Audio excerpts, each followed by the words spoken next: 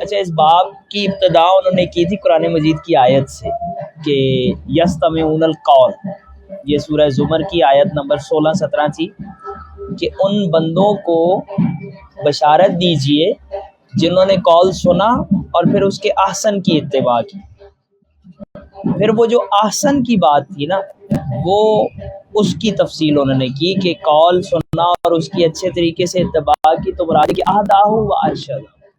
پھر دوسری آیت لے کے آئے، اب یہ ساری سماع سے متعلق آیات ہیں کہ وَإِذَا سَمِعُوا مَا أُنزِلَ إِلَى الرَّسُولِ تَرَىٰ أَعْيُنَهُمْ تَفِيضُ مِنَ الدَّمْعِ مِمَّا عَرَفُوا مِنَ الْحَقِّ، جب انہوں نے وہ سنا یا جب وہ سنتے ہیں اس کو جو رسول اللہ کی طرف نازل ہوا، تو آپ دیکھیں گے کہ ان کی آنکھیں آنسو بہاتی ہیں اس سبب سے جو کچھ کہ وہ حق میں سے جانتے ہیں، یعنی جب وہ عرفان حق حاصل کرتے ہیں قرآن مجید کو سنتے ہوئے تو ان کی آنکھیں، اب کہتے ہیں کہ یہی سماع حق ہے۔ اب سماع کی تو پہلے بات کر چکے ہیں نا، یہ حسن استماع پہلے دوسرے باب میں۔ اب کہتے ہیں کہ یہ سماع حق ہے جس کے بارے میں اہل ایمان میں سے کوئی دو بھی اختلاف نہیں رکھتے، یعنی کوئی دو ایسے شخص نہیں ملیں گے جو اس سماع کے بارے میں جن میں اختلاف ہو۔ محکوم لصاحبہ بالہدایہ واللب، اب یہ اپنے صاحب پر یعنی سننے والے پر ہدایت اور عقل کا حکم لگاتا ہے، اور یہ وہ اب وہ ایکچولی یہاں پہ اس نفسیات کو بیان کر رہے ہیں جو سماع کی نفسیات ہے۔ وہ کہتے ہیں وَهَذَا سِمَاعٌ تَرِدُ حَرَارَتُهُ عَلَى بَرْدِ الْيَقِينِ، کہ یہ وہ سماع ہے جو یقین کی ٹھنڈک پر حرارت وارد کرتا ہے۔ فَتَفِيضُ الْعَيْنُ بِالدَّمْعِ، تو جب سردی پہ گرمی آتی ہے تو آنکھیں آنسو بہاتی ہیں۔ انسانی جسم میں ایسے ہوتا ہے یا نہیں ہوتا، لیکن یہ دیکھیں وہ کہہ رہے ہیں کہ ٹھنڈ ہے یقین کی، سردی اس پہ حرارت وارد کرتی ہے، کیونکہ تارتن یسیر و حزنن بل حزن و ہار، کیونکہ کبھی اس سماع سے یہ ہوتا ہے کہ غم پیدا ہوتا ہے، غم بھی گرمائش ہے، اور کبھی ایسے ہوتا ہے کہ شوق پیدا ہوتا ہے اور شوق بھی گرمی ہے۔ شوق سے مراد یہاں پہ انگیخت ہے، یعنی شوق سے مراد کسی چیز کا پیشن ہے جی۔ وَتَارَةً يَسِيرُ نَدْمًا وَالنَّدْمُ حَارٌ، اور کبھی ندامت پیدا ہوتی ہے اور ندامت بھی گرمی ہے۔ تو کہتے ہیں کہ جب یہ سماع اس قسم کی صفات کو ظاہر کرے تو ایسے شخص کے لیے جس کا دل یقین کی ٹھنڈک سے بھرا ہوا ہے تو وہ روتا ہے اور وہ آنسو بہاتا ہے، کیونکہ حرارت اور برودت جب یہ دونوں ملتی ہیں تو وہ پانی بہاتی ہے۔ استدما حسران ما، تو یہ پانی نچڑ نچڑ کے آتا ہے۔ فَإِذَا أَلَمَّ السِّمَاعُ بِالْقَلْبِ تَارَةً يَخِفُّ إِلْمَامُهُ فَيُظْهِرُ أَثَرُهُ فِي الْجَسَدِ، اور کہتے ہیں کہ جب یہ دل میں سماع علم پیدا کرتا ہے، غم پیدا کرتا ہے، تو کیا ہوتا ہے کہ اس کا اثر جسم پہ ظاہر ہوتا ہے، اور اس سے کیا ہوتا ہے یکشعر منہ الجلد، اب جو انسانی چمڑی ہے یا سکن ہے وہ اس پہ رونگٹے کھڑے ہو جاتے ہیں، تو یکشعر، وہ آپ اس کو کیا کہتے ہیں، گوز بم، تو تقشعر منہ جلود الذین یخشون ربہم، کہ وہ لوگ جو اللہ اپنے رب سے ڈرتے ہیں ان کی رونگٹے کھڑے ہو جاتے ہیں۔ وَتَارَةً يَعْزِمُ وَقْعَهُ وَيَتَصَوَّبُ أَثَرَهُ إِلَى فَوْقِ نَحْوِ الدِّمَاغِ كَالْمُخْبِرِ لِلْعَقْلِ فَيُوزِمُ، اب کہتے ہیں کہ کبھی ایسے ہوتا ہے کہ اس کا اثر دماغ کی طرف بڑھتا ہے اور یہ عقل کو خبر دینے والا ہو جاتا ہے۔ اس وقت جب اس عقل کو کوئی خبر پہنچتی ہے تو اس وقت بھی آنکھیں آنسو بہاتی ہیں۔ وَتَارَةً يَتَصَوَّبُ أَثَرُهُ إِلَى الرُّوحِ فَتَمَوَّجَ مِنْهُ الرُّوحُ مَوْجًا يَكَادُ تَضِيَّقُ عَنْهُ نِطَاقُ الْقَلْبِ فَيَكُونُ مِنْ ذَلِكَ الصِّيَاحُ وَالْاضْطِرَابُ، اور کبھی ایسے ہوتا ہے کہ یعنی پہلا سٹیپ یہ ہے کہ جب وہ جسم پہ اثر کرتا ہے تو رونگٹے کھڑے ہوتے ہیں، دماغ کی طرف جاتا ہے، دماغ میں کوئی بات اثر ہوتی ہے اس کی تو آنسو بہتے ہیں، اور جب روح پہ اثر ہوتا ہے تو پھر کیا ہوتا ہے کہ جو قالب ہے انسانی یہ روح کے لیے تنگ پڑ جاتا ہے اور روح موج مارتی ہے، تو جب روح موج مارتی ہے تو اس سے سیاح اور اضطراب، یعنی اضطراب کی کیفیت طاری ہوتی ہے اور آہو بکا ہوتی ہے، یعنی چیخ ہوتی ہے یا آواز ہوتی ہے۔ وَهَذِهِ كُلُّهَا أَحْوَالٌ يَجِدُهَا أَرْبَابُهَا مِنْ أَصْحَابِ الْحَالِ، اور کہتے ہیں کہ اصحاب حال میں سے جو لوگ ہیں ان پر یہ احوال وارد ہوتے رہتے ہیں۔ حضرت عمر فاروق سے روایت کرتے ہیں کہ اکثر ایسے ہوتا تھا کہ جب کبھی وہ کسی ورد کرتے ہوئے کسی ایک آیت پہ پہنچتے تھے تو ان کے آواز ان کے گلے میں گھٹ جاتی تھی اور وہ خاموش ہو جاتے تھے، اور وہ ایک دن یا 2 دن گھر میں رہتے تھے، یعنی گھر سے باہر نہیں نکلتے تھے، یہاں تک کہ ان کی عیادت کی جاتی تھی اور ان کو مریض گمان کیا، یعنی لوگ سمجھتے تھے بیمار ہو گئے۔ فالسماء یستجلب الرحمۃ من اللہ تعالیٰ، تو سما جو ہے یہ اللہ تعالیٰ کی رحمت کو کھینچتا ہے۔ اب یہ حضرت عمر فاروق سے روایت ہے، وہی عمر فاروق جن کے متعلق وہ ایک روایت میں نے سنائی اور وہ آگے یہاں بھی آئے گی۔ ہاں جی، اچھا جی، زید بن اسلم سے روایت ہے کہ ابی ابن کعب نے رسول اللہ صلی اللہ علیہ وسلم کے نزدیک کے ہاں کچھ پڑھا تو رسول اللہ صلی اللہ علیہ وسلم نے فرق تو ان پہ رکت طاری ہو گئی، جو بھی رسول اللہ صلی اللہ علیہ وسلم کے پاس موجود تھے، تو رسول اللہ صلی اللہ علیہ وسلم نے فرمایا کہ اغتنم الدعاء عند الرکہ فإن رحمۃ من اللہ تعالیٰ، کہ جب رکت طاری ہو اس وقت دعا کرو کہ اللہ تعالیٰ کی طرف سے رحمت ہوتی ہے، یعنی اس وقت دعا مانگو۔ وروت ام کلثوم، اور ام کلثوم سے روایت ہے کہ رسول اللہ صلی اللہ علیہ وسلم نے فرمایا کہ جب اللہ کے بندے کے رونگٹے اللہ کے خوف سے کھڑے ہوتے ہیں تو اس کے گناہ یوں جھڑ جاتے ہیں جیسے خشک درخت سے پتے۔ اور اسی طرح ایک اور حدیث میں وارد ہے کہ اذا اکشار الجلد من خشیت اللہ حرمہ اللہ تعالی علی النار، کہ جب بندے کے رونگٹے کھڑے ہو جائیں اللہ کے خوف سے تو اللہ تعالیٰ اس پہ اپنی آگ حرام۔ اب یہ خشیہ سے مراد اللہ کا ڈر نہیں ہے بلکہ اس کی پریزنس کو فیل کرنا ہے، یہ ہم کئی دفعہ بات کر چکے۔ وَهَذِهِ جُمْلَةٌ لَا تُنْكِرْ وَلَا اخْتِلَافَ فِيهَا، اور کہتے ہیں یہ ایسی بات ہے جس کا انکار بھی نہیں کیا جا سکتا اور اس میں کوئی اختلاف نہیں ہے۔ اختلاف کس میں ہے؟ وہ کہتے ہیں اختلاف شعروں کے سننے میں ہے لحن کے ساتھ، اور کہتے ہیں بہت سارے اقوال اس بارے میں ہیں اور بہت سارے مختلف احوال ہیں اس بارے میں، تو جنہوں نے اس کا انکار کیا ہے وہ اس وجہ سے کرتے ہیں کہ یلحقو بالفسق، وہ اسے فسق کے ساتھ ملا دیتے ہیں، وہ کہتے ہیں اس میں فسق ہے یا فاسق یہ کام کرتے ہیں، اور جو اس کے شوقین ہیں تو وہ اس کی گواہی دیتے ہیں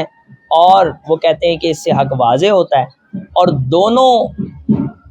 طرف کے لوگ جو ہیں وہ افراط و تفریط کا شکار ہیں۔ وہ لوگ جو اس کا انکار کرتے ہوئے یہ کہتے ہیں کہ یہ فسق فجور ہے وہ بھی غلط ہیں، اور جو کہتے ہیں کہ بالکل عین حق ہے اور یہی حق ہے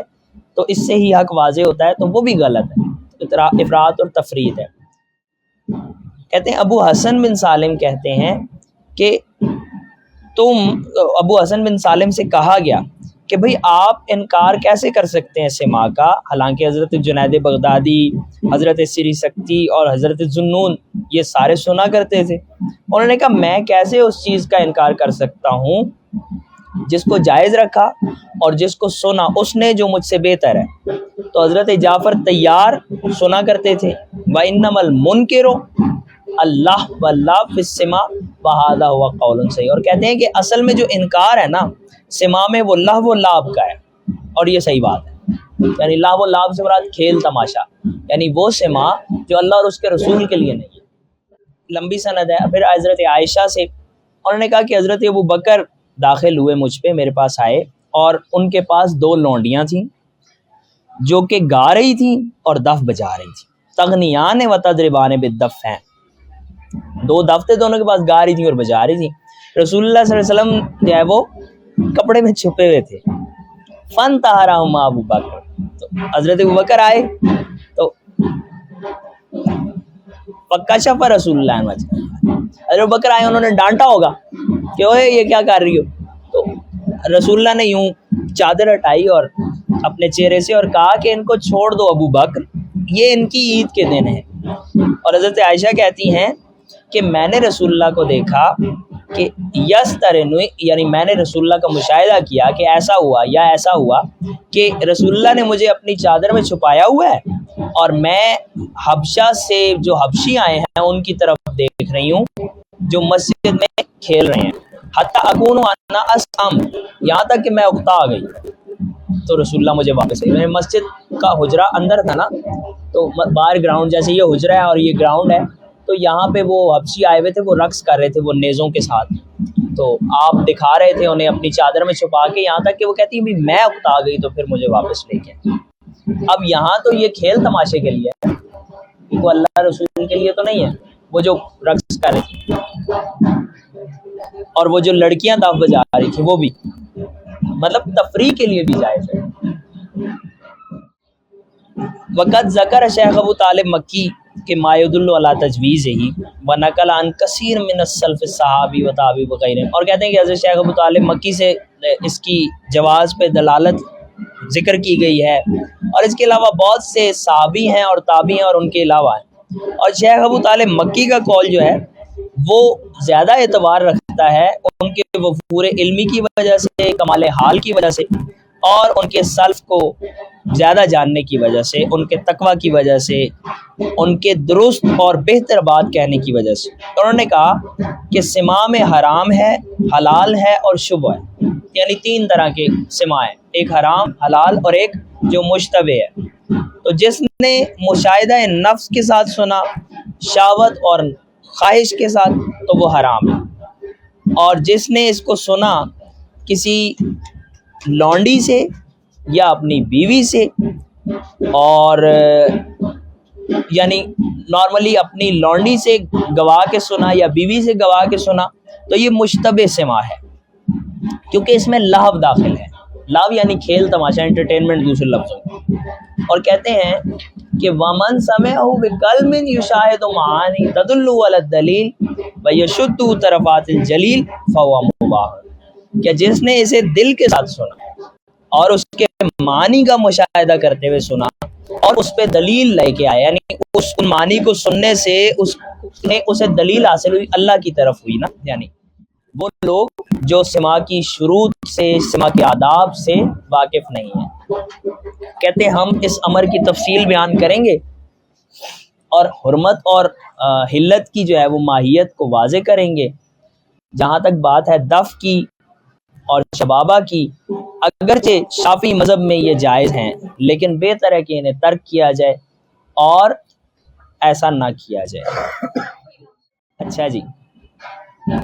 وما غیر ذالک فإن کان من القصائد فی ذکر, اب کہتے ہیں کہ اس کے علاوہ جو جنت اور جہنم کا ذکر کرنے والے اور آخرت کی طرف تشویق دلانے والے جو قصائد وغیرہ ہیں, اور جس میں اللہ تعالیٰ کی صفات بیان کی جائیں, عبادات کا ذکر ہو, خیرات کی طرف ترغیب ہو, تو ان کا بھی انکار نہیں کیا جا سکتا. اسی طرح وہ قصائد جو غزووں کے لیے پڑھے جاتے ہیں اور حاجیوں کے ہیں قصائد جو حج اور غزوات کے وصف میں ہیں, اور جس سے غازی کے لیے اور حاجی کے لیے شوق پیدا ہوتا ہے, تو وہ بھی جائز ہیں. اور اس کے علاوہ جس میں قدود و خدود کا ذکر ہو, یعنی ہجر و فراق کا, اور عورتوں کا ذکر ہو, تو اہل دین کے لیے اس طرح کے اجتماعات میں کرنا جائز نہیں. اور من تلون احوال المریدین بدخول الآفات علی الطالبین,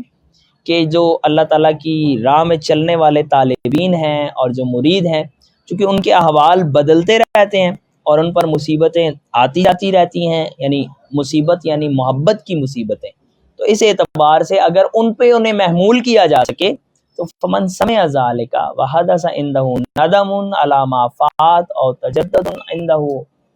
عزم لما هو آت فکیف یکون السماع, تو جو یہ سنے, اور جب وہ سنے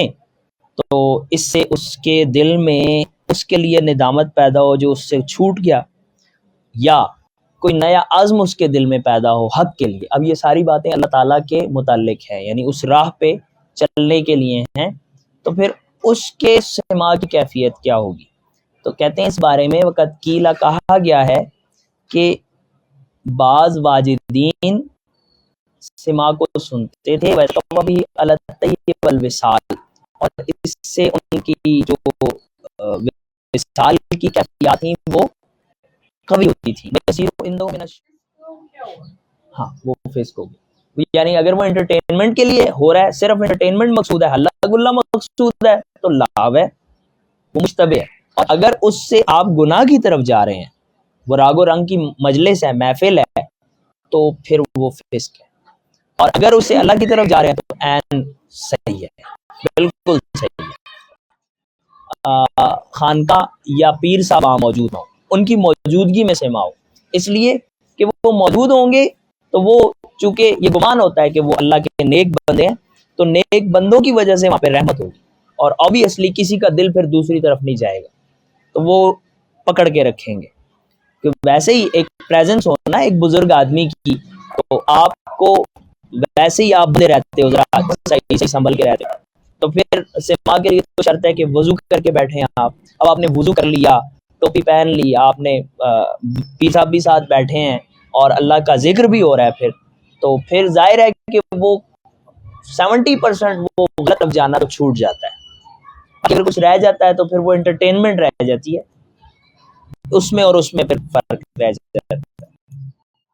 وکیلا بھی قوله تعالی یزید فی الخلق ما یشاء، اللہ تعالیٰ فرماتے ہیں کہ میں اپنی مخلوق میں جس چیز کا چاہتا ہوں اضافہ کرتا ہوں. تو اس کی تشریح میں وہ کرتے ہیں الصوت الحسن، یعنی خوبصورت آواز کا. اور نبی کریم صلی اللہ علیہ وسلم نے فرمایا کہ للہ یشد اذنا بالرجل الحسن الصوت بالقرآن من صاحب کینۃ الی کینہ، کہ اللہ تعالیٰ کے لیے وہ شخص بہت زیادہ پسندیدہ ہے کہ اللہ تعالیٰ خوش الحان شخص کی تلاوت قرآن کو اس شخص سے زیادہ متوجہ ہو کر سنتا ہے کینہ الی کینہ، جو اپنی لونڈی، یعنی یہاں پہ کینہ سے مراد ایسی لونڈی ہے جو بہت خوبصورت گاتی ہو، اس کو جس طرح کان لگا کے سنتا ہے، اس سے زیادہ خوبصورتی، اس سے زیادہ توجہ کے ساتھ اللہ تعالیٰ اس شخص کو سنتا ہے جو قرآن مجید پڑھتا ہے. تو حضرت جنید سے منقول ہے کہ میں نے ابلیس کو خواب میں دیکھا، میں نے اسے کہا کہ حال تو پھر میں نصابنا بشہین، کیا تم ہمارے اصحاب پہ کبھی قابو پا سکتے، یعنی کبھی ان کے معاملے میں تم کامیاب ہوئے ہو کسی چیز سے، یا تم ان تک پہنچے ہو کسی چیز کے ذریعے؟ تو اس نے کہا انہ یاسر علی شانہم ویازم علی ان اصیب منہم شیئا الا فی وقتین، میرے لیے بہت مشکل ہے کہ میں ان پہ قابو پاؤں یا میں ان تک پہنچوں، مگر یہ کہ 2 وقت ایسے ہیں کہ میں ان تک پہنچ جاتا ہوں. تو میں نے اسے کہا کون سا وقت ہے؟ انہوں نے کہا وقت السماء وعند النظر فانی استرقی منہم فیہ وادخل علیہم، کہ میں جو ہے نا سما کے وقت اور نظر کے وقت، یعنی دیکھتے ہوئے، تو میں کیا کرتا ہوں استرقی منہم، میں ان کے طرف چلا جاتا ہوں اور ان پہ داخل ہو جاتا ہوں. تو کہتے ہیں کہ رقاء یرقی کا مطلب ہوتا ہے چڑھنا، ترقی کرنا اور آگے نکل جانا.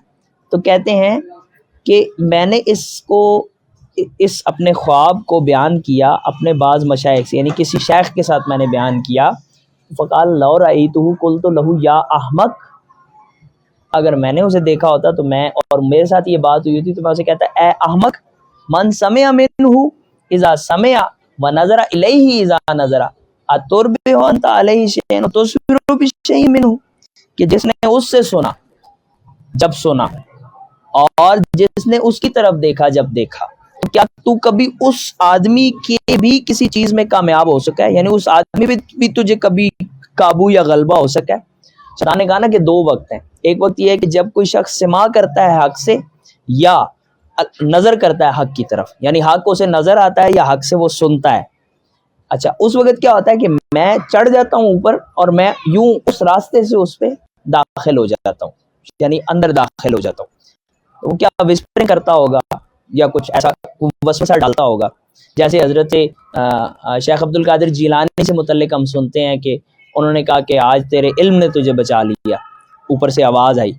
تو انہوں نے کہا نہیں مجھے میرے علم نے نہیں، اللہ کے فضل نے. تو وہ شیطان تھا جو یہ آواز، تو یعنی وہاں سے گھستا ہے. تو انہوں نے کہا میں وہاں سے گھستا ہوں. تو انہوں نے جب کسی اپنے بزرگ سے کہا تو بزرگ نے کہا کہ اگر میں ہوتا اسے کہتا بے وقوف آدمی، تو مجھے یہ بتا کہ جس شخص نے اللہ سے سننا اور جس شخص نے اللہ کو دیکھا، تو کیا کبھی تو اس کے معاملے میں بھی ایسے کامیاب ہوا ہے؟ تو فقل تو صدق تھا. تو اب جنید کہتے ہیں میں نے انہیں کہا کہ آپ نے سچ کہا، یعنی ایسی صورت میں پھر ممکن نہیں کہ جس نے اللہ کو دیکھا، اللہ کو سنا، بیچ میں بھی شیطان کہاں سے آئے گا؟ تو وروت عائشہ تو رضی اللہ عنہ قال